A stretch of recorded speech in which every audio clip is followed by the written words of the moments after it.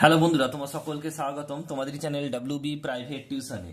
তো আজকের এই ভিডিওতে আমরা রায়মাটির প্রশ্নবিচিত্রা 2024 সপ্তম শ্রেণীর গণিত বিষয় যে তোমাদের প্রথম ইউনিট টেস্টের জন্য যে তোমাদের 117 নম্বর পেজে 2 নম্বর স্কুল রয়েছে বালুরঘাট গার্লস হাই স্কুল, এই প্রশ্নপত্রের সম্পূর্ণ উত্তর নিয়ে আজকের এই ভিডিওতে আলোচনা করব। তো চলো ভিডিও শুরু করা যাক।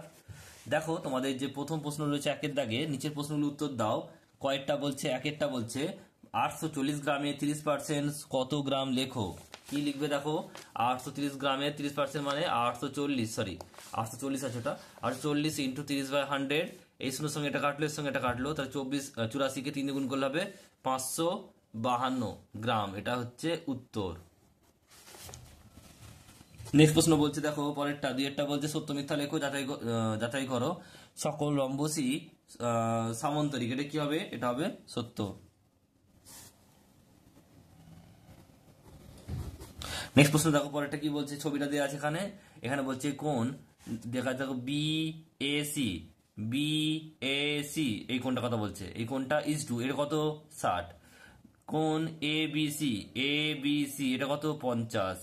আর কোন কত দেওয়া আছে দেখো, কোন দেওয়া আছে এ সি বি 70। তাহলে 60:50:70, 60:50:70, 0 0 কেটে গেল, তাহলে 6:5:7, এটা হচ্ছে উত্তর।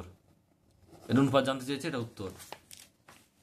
পরেরটা 4 নম্বর অঙ্ক বলছে সরলরেখার সাহায্যে যোগ করো, +3 প্লাস -6। তা দেখো প্রথমে আমরা সরলরেখাটা কেটে নিয়েছি। এখানে 0, এদিকে 5 ঘর ডান দিকে, আর এদিকে বাঁ দিকে 5 ঘর। প্রথমে তো +3 বলেছে, তার মানে ডান দিকে যাবো, 0 থেকে +3 গেলাম। তারপর হচ্ছে -6, মানে এই 3 থেকে -6 মানে 6 ঘর, 1 2 3 4 5 6, মানে এখানে। তাহলে এখানে এলাম, তাহলে এইটা কত দূর, 0 থেকে কোন দিকে দেখবো, 0 থেকে মাইনাস দিকে। আর কত ক ঘর, 3 ঘর, 1 2 3, 3 ঘর। উত্তর কত হবে? -3, এটা হবে উত্তর। নেক্সট প্রশ্ন দেখো পরেরটা কি বলছে। 5 নম্বর প্রশ্ন বলছে যে 169 বলছে 221 অনুপাতটি লঘিষ্ঠ আকারে রূপান্তরিত করো, ওই অনুপাতটি ব্যস্ত অনুপাত নির্ণয় করো। তাহলে প্রথমে দেখো এটা কি করবো, আমরা ভেঙে নেবো। 13 × 13 হচ্ছে 169, আর 13 × 17 হচ্ছে 221। তোমার এটা ভেঙে নিতে হবে। তাহলে 13 কেটে গেল, তাহলে 13:17 হবে। এটা কি অনুপাত? এটা হচ্ছে লঘু অনুপাত। আর এটা হচ্ছে, এটাই বলেছে লঘিষ্ঠ আকার করতে বলেছে, লঘু অনুপাত এটা। আর এর ব্যস্ত করতে বলেছে, মানে কি হবে, পুরো পদটা উত্তর হয়ে যাবে, উত্তরটা পূর্ব হয়ে যাবে, মানে 13:17টা 17:13 হয়ে যাবে। এটা হচ্ছে এর ব্যস্ত অনুপাত। নেক্সট দ্বিতীয় প্রশ্ন কি বলছে, নিম্নলিখিত প্রশ্নের উত্তর দাও যে কোনো দুটি। একেরটা বলছে 3টি ধনাত্মক পূর্ণ সংখ্যা প্রথম ও দ্বিতীয়টি গুণফল হচ্ছে 24, আর দ্বিতীয় তৃতীয়টি গুণফল হচ্ছে 48, প্রথম তৃতীয়টি গুণফল হচ্ছে 32। সংখ্যা তিনটি কি কি? তা তিনটি সংখ্যা কি কি লিখেছি, প্রথম সংখ্যা হচ্ছে কত x ধরেছি, দ্বিতীয় সংখ্যা y, আর তৃতীয় সংখ্যা হচ্ছে z। তাই ধরি তিনটি সংখ্যা, তোমরা এরকম লিখতে পারো যে প্রথম তিনটি সংখ্যা, প্রথম সংখ্যা হচ্ছে x, দ্বিতীয় সংখ্যা হচ্ছে y, আর তৃতীয় সংখ্যা হচ্ছে z। এটা লিখলেও হবে।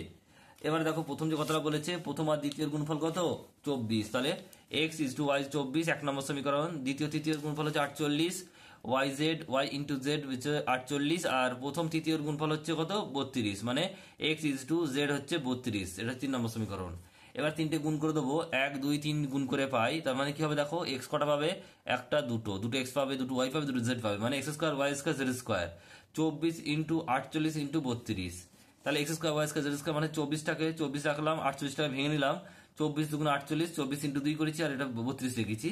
24 24 রাখলাম, এটা 24 রাখলাম, এটা 32কে এটা হচ্ছে কত 64 হবে, 8 64, 8 8 ভেঙে নিচ্ছি। তাহলে x y z সমান কত, রুট আন্ডার হয়ে যাবে, s²টার জন্য রুট হয়ে গেল 24 ইন্টু 24 ইন্টু 8 ইন্টু 8। তাহলে দুটো 24-এর জন্য একটা 24, এই দুটোর জন্য একটা 24, আর দুটো 8-এর জন্য একটা 8। তাহলে x y z মানে হচ্ছে 24 ইন্টু 8, এটা হচ্ছে 4 নম্বর সমীকরণ। তাহলে এবার লিখবে 4/1 করে পাই, তাহলে কি হবে x y z by x y। তাহলে কি হবে দেখো, এখানে 1 নম্বর মানে হচ্ছে x y, তাহলে কত হচ্ছে এটা x y z by x y, মানে হচ্ছে এখানে x x কাটলো, y y কাটলো, z পড়ে রইলো।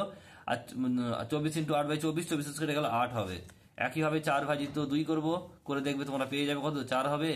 আর 4/3 করবো, তাহলে ওখান থেকে y পাবো 6। তাহলে প্রথম সংখ্যা হচ্ছে কি 4, দ্বিতীয় সংখ্যা হচ্ছে কত 6, তৃতীয় সংখ্যা কত, মানে z কত 8। নেক্সট দেখো পরের অঙ্কটা কি বলছে।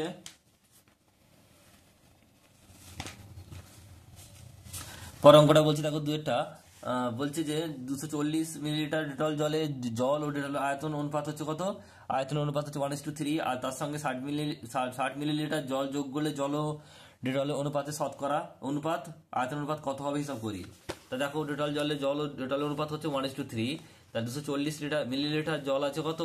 তাহলে এখানে দেখি হবে 1 ওপরে জল মানে প্রথমটা 1 বাই দুটোর যোগফল 1 + 3 × 240, তাহলে 1/4 × 240, 4 দিয়ে কাটলে 4 6 মানে 60কে 1 গুণ করলে 60 মিলিলিটার।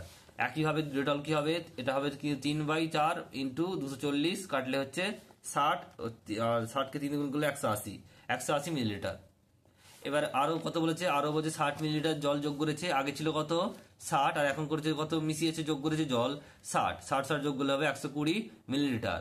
তাহলে অনুপাতটা কত হবে নতুন অনুপাতটা? তাহলে নতুন অনুপাত জল ও ডেটল অনুপাত হচ্ছে 120, মানে এটা বেড়ে 120 হলো, আর আগে কত ছিল ডেটল 180 রয়ে গেল।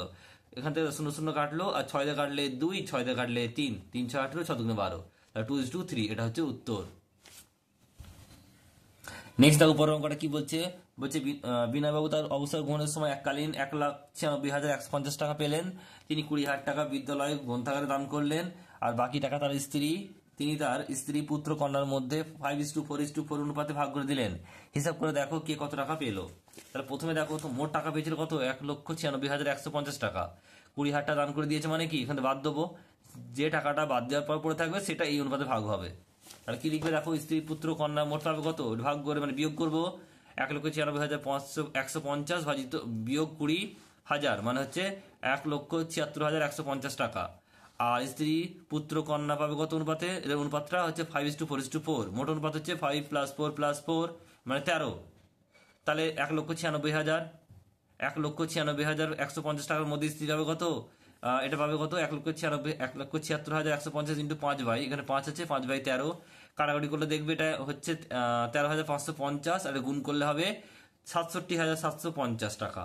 একইভাবে এটা হচ্ছে পুত্র পাবে কত? 4/13 হবে, তাহলে 54,200 টাকা। এখানে দেখো কন্যাটা লেখা হয়নি, তোমরা করে নেবে, কন্যাটা একই হবে কারণ কন্যাটা দেখো অনুপাত কত 4ই আছে, তাহলে কন্যাটা কত হবে 1,76,150, এখানে কন্যা লিখে দেবে।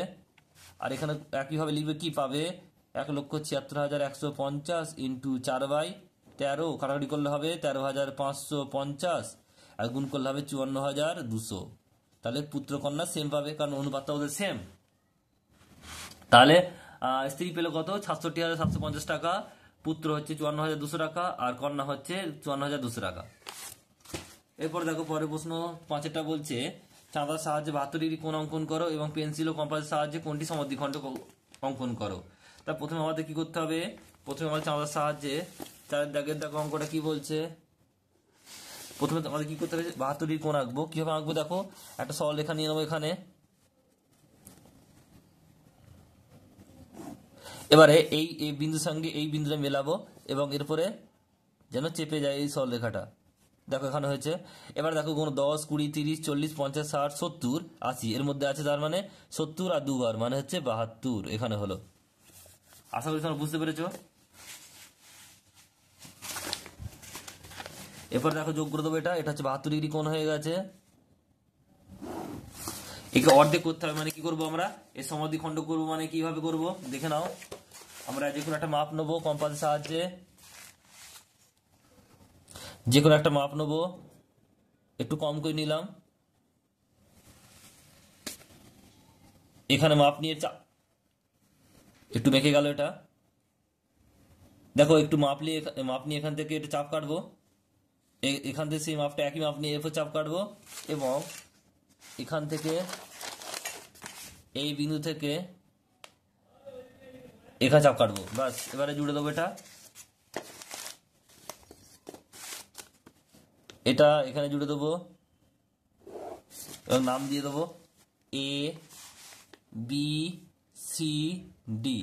তাহলে মোট হচ্ছে কি, এখানে কি বলেছে অঙ্কন করতে বলেছে শুধু, তো লিখে দেবো তোমরা যে লিখবে যে কোণ ABC হচ্ছে কত 72 ডিগ্রি, আর কোণ এটা অর্ধেক করে মানে 36 হবে, তাহলে কোণ ABD সমান কোণ DBC সমান হচ্ছে কত 36 ডিগ্রি, মানে এর অর্ধেক হলো। এবার দেখো পরের অঙ্কটা অথবা আছে, অথবাটা কি বলছে দেখে নাও। অথবা অঙ্কটা কি বলছে দেখে নাও। অথবাটা বলছে যে স্কেলের সাহায্যে পি কিউ এর সরলরেখাংশ আঁকো যার দৈর্ঘ্য হচ্ছে 9 সেমি, আর পেন্সিল কম্পাসের সাহায্যে এটা সমাদ্বিখণ্ডক অঙ্কন করতে হবে, প্রতিটি অংশের মাপ লিখি। দেখো এই অঙ্কটা আমি আগে পেজই করলাম 9 সেমি দিয়ে, এখানে নামটা চেঞ্জ করে নেবে, এখানে পি কিউ করবে। দেখো এই অঙ্কটা আগের স্কুলের যে 1 নম্বর স্কুলে ছিল, খালি এখানে নামটা চেঞ্জ করে নেবে, পি কিউ করবে। এটা 9 সেমি আছে, এটা পি কিউ করবে, এই বির জায়গায় পি কিউ লিখবে, আর এখানে আর লিখবে, পি কিউ আর লিখবে। তাহলে এটা কি হলো, এখানে নামটা কি দেবে, পি দেবে, আর এখানে বি এর জায়গায় কি দেবে, কিউ দেবে, পি কিউ দেবে, আর এখানে সি এর জায়গায় আর দিয়ে দেবে, তাহলে পি কিউ আর। তাহলে এখানে লিখবে কি, এ বি জায়গায় লিখবে পি কিউ সমান হচ্ছে 9 সেমি, এটা কি লিখবে তাহলে পি কিউ, আর এখানে কি লিখবে পি আর, আর হচ্ছে সমান কি আছে আর কিউব সমান হচ্ছে 4.5 সেমি। তো এটুকু লিখে নেবে তোমরা। তাহলে আমি কি বললাম আর বলে দিচ্ছি, আবার দেখে নাও 9 সেমি এখানে কিভাবে করেছি দেখে নাও, বলে দিচ্ছি আরেকবার। তো প্রথমে এটা হচ্ছে 9 সেমি নিচ্ছি, এটা নাম দিয়েছে পি কিউ, তার পি কিউ নাম দেবে, এখানে 9 সেমি কেটে নেবে, তারপর একটা সরলরেখার মাপ নিয়ে বড় নেবে মাপ, সেখান থেকে 9 সেমি কেটে নেবে, নেওয়ার পর অর্ধেকের বেশি এখান থেকে একটা আন্দাজি নেবে তোমরা, কিন্তু একটু অর্ধেকের যেন বেশি হয়, যেন অর্ধেকের বেশি হয় মাপটা নিয়ে এখানে চাপ কাটবে, এখানে চাপ কাটবে, একইভাবে ওই একই মাপ নিয়ে এই বিন্দুতে বসে চাপ কাটবে, দুদিকে দুটো চাপ নিয়ে যেখানে ছেদ করবে ছেদ বিন্দু দিয়ে যোগ করে দেবে দুটোকে। তাহলে এই দুটো কি হচ্ছে, সমদ্বিখণ্ডক হয়ে গেল। এটা হচ্ছে পি নাম দেবে, এটা কিউ নাম দেবে, এটা আর নাম দেবে। তাহলে পি কিউ মানে হচ্ছে মোট 9 সেমি, আর এখানে পি আর হচ্ছে সমান, পি আর সমান আর কিউব হচ্ছে কত, হচ্ছে 4.5 সেমি। কত হবে, 4.5 সেমি, এটা লিখে দেবে বাস। তো এই ছিল তোমাদের যে 2 নম্বর school Balurghat girls high school এর সম্পূর্ণ উত্তর। কেমন লাগলো ভিডিওটা কমেন্ট বক্সে কমেন্ট করে জানিও। চ্যানেল নতুন হলে চ্যানেল সাবস্ক্রাইব করে নিও, পছন্দ হলে লাইক করে দিও, আর বন্ধুদের সাথে বেশি বেশি শেয়ার করতে কিন্তু তোমরা ভুলবে না। Thank you.